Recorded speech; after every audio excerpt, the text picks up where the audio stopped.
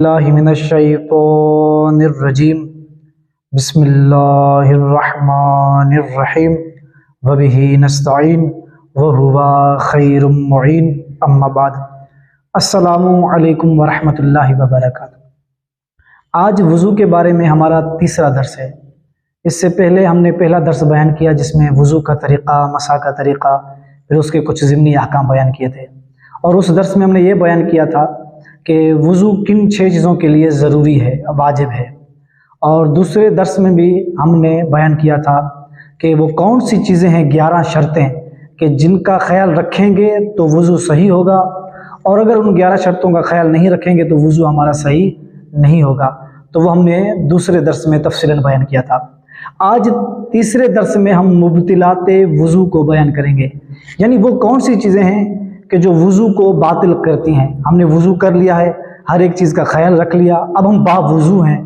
تو آیا وہ کون سی کیفیت ایسی آئے گی جب ہم بے وضو ہو جائیں گے؟ تو ان چیزوں کے بارے میں ہم آج بیان کریں گے۔ تو مبطلات وضو کل 7 ہیں۔ پہلی چیز پیشاب ہے، اور جب بھی انسان با وضو ہو اور پھر جا کر پیشاب کرے گا تو وہ پھر بے وضو ہو جائے گا، یعنی اسے پھر دوبارہ وضو کرنا پڑے گا اگر وہ نماز فجر پڑھنا چاہتا ہے، نماز ظہرین پڑھنا چاہتا ہے یا مغربین، یعنی 5 گانا نماز پڑھنا چاہتا ہے، یعنی وہ 6 چیزیں جن کے لیے وضو ضروری تھا، اگر وہ کرنا چاہتا ہے تو پھر اسے دوبارہ وضو کرنا پڑے گا، یا پھر وہ قرآن پر ہاتھ مس کرنا چاہتا ہے تو پھر اسے وضو کرنا پڑے گا۔ تو پہلی چیز ہے پیشاب۔ اب یہاں پر ایک سوال ہے، ایک شخص ہے وہ پیشاب کر کے آ گیا اور اب اسے شک ہو رہا ہے کہ یعنی اب جو اس کے یہاں سے رطوبت خارج ہوئی ہے وہ رطوبت پیشاب ہے یا پیشاب نہیں ہے۔ تو یہاں پر 2 صورتیں ہیں، استبرا کیا تھا یا استبرا نہیں کیا تھا۔ استبرا ایک طریقہ ہے، وہ توضیح المسائل میں لکھا ہوا ہے، آپ اسے پڑھ سکتے ہیں، یعنی یا on line sistan.org web site میں بھی آپ پڑھ سکتے ہیں، یا اگر آپ کے آس پاس کوئی مولانا صاحب ہیں تو اس سے بھی پوچھ سکتے ہیں۔ تو استبرا ایک طریقہ ہے۔ تو اگر اس انسان نے استبرا کیا تھا، اور یہ مردوں کے لیے ہے استبرا کا طریقہ، اگر اس انسان نے استبرا کیا تھا اور اس کے بعد اسے شک ہو رہا ہے کہ اب جو رطوبت خارج ہوئی ہے، شک ہے، یقین نہیں ہے، اطمینان نہیں ہے، گمان نہیں ہے، یعنی 50-50% دے رہا ہے اس طرف بھی اس طرف بھی، کہ آیا یہ جو اب رطوبت خارج ہوئی ہے یہ پیشاب ہے یا کوئی اور رطوبت ہے، کیونکہ وضی بھی ہو سکتی ہے، مزی بھی ہو سکتی ہے، تو یہ ہے کیا؟ تو پھر اسے اگر استبرا کیا تھا اور اب شک ہو رہا ہے تو پھر وہ اسے پیشاب نہیں مانے گا، لیکن اگر استبرا نہیں کیا تھا اور رطوبت خارج ہو رہی ہے تو وہ اسے پیشاب مانے گا۔ تو بس پہلی چیز جو مبطلات وضو میں سے ایک مبطل ہے، وضو کو باطل کرتی ہے، وضو کو ختم کر دیتی ہے، وہ پیشاب ہے۔ اسی طرح وہ مشکوک رطوبت، یعنی وہ رطوبت جس پر شک ہے، پتہ نہیں کہ پیشاب ہے یا نہیں، مگر استبرا سے پہلے، استبرا آپ نے نہیں کیا تھا کیونکہ استبرا کرنا مستحب ہے، تو پھر رطوبت خارج ہوئی اور آپ کو شک ہوا کہ وہ پیشاب ہے یا نہیں، تو اسے آپ پیشاب شمار کریں گے۔ دوسری چیز پاخانہ ہے، تو جب بھی انسان پاخانہ کرے گا تو اس کا جو وضو ہے وہ باطل ہو جائے گا۔ تیسری چیز ریح ہے، یعنی ہوا کا خارج ہونا، جسے عام طور پر ہم اردو زبان میں کہتے ہیں، کیونکہ انسان کے آنتوں اور معدوں سے ہوا خارج ہوتی ہے، نکلتی ہے مقعد کی طرف سے، تو وہ جو ہوا جب نکلے گی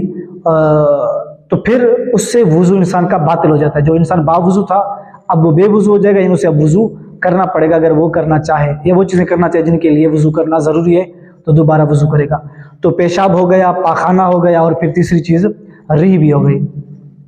چوتھی چیز نیند ہے۔ نیند کی 2 قسمیں ہیں، عام طور پر ہم ایک کہتے ہیں کچی نیند اور ایک کو کہتے ہیں پکی نیند۔ تو نیند کی 2 قسمیں کیا ہیں، یعنی انسان کبھی سو جاتا ہے تو وہ سن رہا ہوتا ہے کہ آس پاس کے لوگ کیا بول رہے ہیں، اور ایک مرتبہ ایسا سویا ہوتا ہے کہ اسے پتہ نہیں چلتا کہ آس پاس کیا بولا جا رہا ہے۔ تو اگر وہ ایسی نیند سویا ہوا ہے کہ آس پاس کی آواز سن رہا ہے، یعنی گویا اس کے کان نہیں سوئے، یا دیکھ رہا ہے، ایسی ہلکی سی آنکھیں بند ہیں، تو اگر اس کی مکمل آنکھ بند نہیں ہوئی اور کان بھی پوری طرح نہیں سوئے، سن رہے ہیں کان، تو اس سونے سے، اس نیند سے وضو باطل نہیں ہوتا۔ مگر وہ نیند جس سے کان بھی سو جائیں، آنکھ بھی مکمل بند ہو جائے اور انسان کو پتہ نہ چلے کہ اس کے آس پاس کیا بولا جا رہا ہے، تو اس سے وضو باطل ہو جاتا ہے۔ تو نیند بھی مبطل وضو ہے، وضو کو باطل کرتی ہے، ختم کرتی ہے، مگر کب؟ جب وہ پکی نیند ہو، یعنی ایسی نیند ہو کہ آنکھ بھی سوئے اور کان بھی ہمارے مکمل طور پر سو جائے۔ 5ویں چیز ایسی حالت ہے جس میں عقل انسان کی زائل ہو جاتی ہے، یا تو مکمل طور پر ختم ہو جائے گی، جیسے دیوانہ ہو گیا، مجنون ہو گیا، پاگل ہو گیا، یعنی مکمل طور پر نہیں، کبھی کبھی آدھے گھنٹے کے لیے دیوانگی آ گئی، یا 2 منٹ کے لیے آ گئی، یا 1 منٹ کے لیے آ گئی، یا 30 سیکنڈ کے لیے آ گئی، یعنی دیوانگی اس طرح اس پر آئی ہے، یا دیوانہ پر ایسا طاری ہوا ہے اس پر کہ اب اس کی اس 30 سیکنڈ کے لیے، 25 سیکنڈ کے لیے، 10 سیکنڈ کے لیے عقل ختم ہو چکی تھی، اس وقت وہ عاقل نہیں تھا، عقل مند نہیں تھا، تو ایسی صورت میں بھی وضو آپ کا باطل ہو جاتا ہے۔ تو آپ 10 سیکنڈ کے بعد اب جب آپ کی وہ دیوانگی ختم ہو گئی، زائل ہو گئی، تو اب آپ کو دوبارہ وضو کرنا پڑے گا۔ پہلی چیز یہ ہے، یعنی یہ تو ہم کھول رہے ہیں نا کہ کون سی حالت ایسی ہوتی ہے جس میں عقل زائل ہو جاتی ہے، تو ایک دیوانگی کی مثال ہے، ایک مستی کی مثال ہے، اور اس طرح بے ہوش ہو جاتا ہے کہ بعض لوگ یعنی 1 منٹ کے لیے بے ہوش ہو جاتے ہیں، یا 30 سیکنڈ کے لیے، یا ممکن آدھے گھنٹے کے لیے، 2-3 گھنٹے کے لیے۔ تو اگر انسان بے ہوش ہو جائے تو بے ہوشی کی حالت میں بھی انسان کی عقل زائل ہو جاتی ہے، گویا یہ سویا ہی ہوا ہے، تو اس کا بھی وضو باطل ہو جائے گا۔ لیکن ایک وہ شخص ہے جو نہ سویا ہوا ہے، نہ دیوانہ ہے، نہ مستی ہے، بلکہ اس نے نشہ کیا ہوا ہے، نشے کی حالت میں، تو نشے کی حالت میں بھی انسان کی عقل زائل ہو جاتی ہے، یعنی وہ اس وقت عقل مند نہیں ہوتا۔ تو نشے اگر کوئی انسان کر لے تو وہ بھی اس کا وضو باطل ہو جائے گا، تو اسے دوبارہ وضو کرنا پڑے گا ان 6 چیزوں کے لیے جن کے لیے وضو کرنا ضروری ہے۔ چھٹی صورت عورتوں کے لیے کہ عورتوں کو جب استحاضہ آ جاتا ہے تو ان استحاضہ سے ان کا وضو باطل ہو جائے گا۔ ہاں، اب استحاضہ کسے کہتے ہیں، حیض کسے کہتے ہیں، نفاس کسے کہتے ہیں،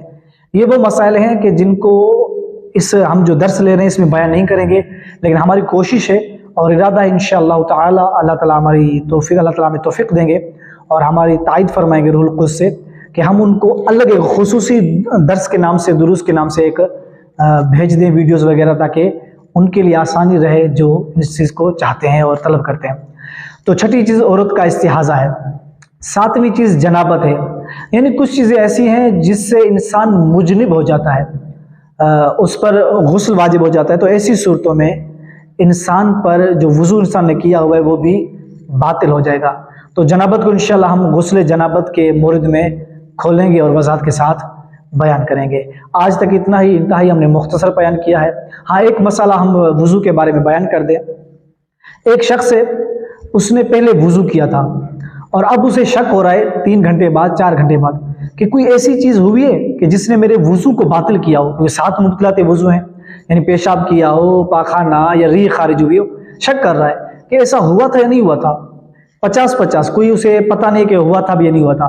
تو وہ شخص اطمینان رکھے کہ اس کا یعنی وہ خود کو باوضو سمجھے، اپنے وضو کو باطل نہ سمجھے، کیونکہ شک ہو رہا ہے تو پھر شک کی پرواہ نہ کرے۔ لیکن ایک ایسی صورت ہے کہ اسے یہ پتہ ہے کہ اس نے وضو کیا تھا،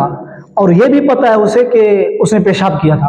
لیکن یہ نہیں پتہ کہ پہلے وضو کیا تھا بعد میں پیشاب کیا تھا کہ میرا وضو باطل ہو جائے، یعنی پہلے پیشاب کیا تھا بعد میں وضو، تاکہ میرا وضو باقی رہے۔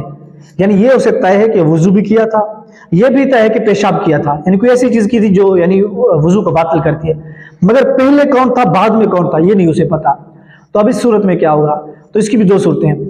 اس نے وضو کر کے نماز پڑھ لی ہے یا بھی نماز پڑھے گا؟ اگر ابھی جا کر نماز پڑھے گا تو وہ نماز نہیں پڑھ سکتا، اس پر ضروری ہے، واجب ہے کہ جائے اور دوبارہ وضو کرے۔ اگر نماز کے دوران یاد آ جائے، ایسی صورت کنڈیشن ہو جائے شک والی کہ یار وضو بھی کیا ہے پیشاب کیا، اب یہ نہیں پتا کہ پہلے وضو کیا ہے پیشاب کیا ہے، تو اب دوران نماز کیا کرے؟ تو نماز کو توڑے، دوبارہ وضو کرے اور وضو کر کے پھر سے نماز آ کر پڑھے شروع کرے۔ اور اگر نماز کے بعد اسے یہ صورت اور کیفیت طاری ہو تو جو نماز پڑھ لی ہے وہ صحیح ہے، لیکن بعد کی نمازوں کے لیے اسے وضو کرنا پڑے گا۔ آج تک کے لیے اتنا ہی، دعا میں یاد، خدا حافظ، وآخر دعوانا ان الحمد للہ رب